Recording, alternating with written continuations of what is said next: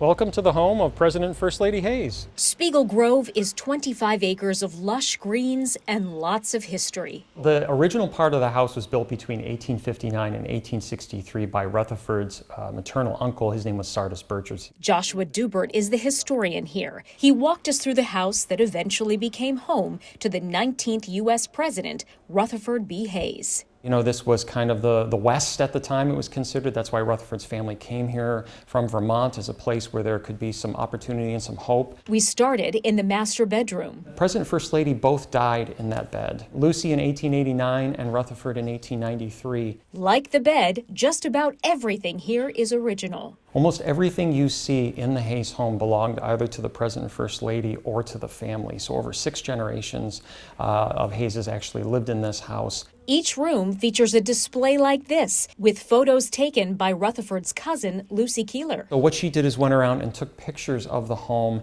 so we know exactly what it looked like at the time, and we still have most of their stuff. A $1.5 million restoration in the early 2000s returned the stately manor to its original glory. This is the large 1880-1881 edition. The 13-foot ceiling in the parlor includes the original wallpaper from the Victorian era, which used to be red, blue, and green. The room also features the official Hayes presidential portrait, which once hung in the White House. We are now in the library, which you got to remember, in a Victorian house like this at the time, this was the center of the house because there's no TV, there's no radio, there's no internet or Xbox or anything, so this is their entertainment. In the library, you'll also find the standing desk the president used in the White House and a beautiful portrait of Lucy Hayes, the first First Lady with a college degree.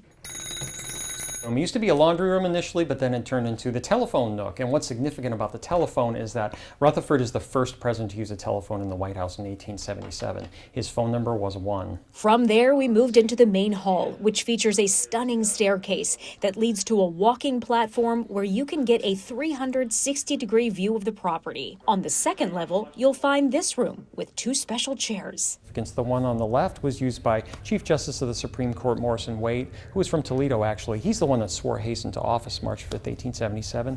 And in this chair, for that same ceremony, Ulysses S. Grant sat.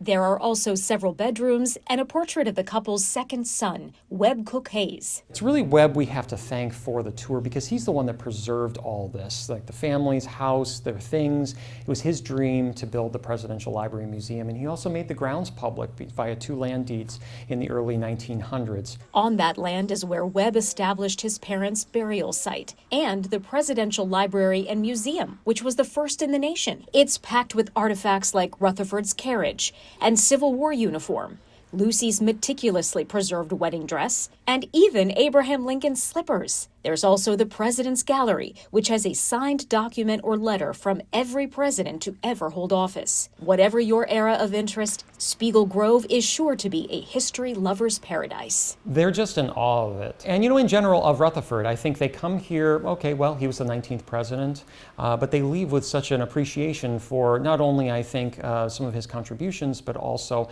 a richer idea of his era.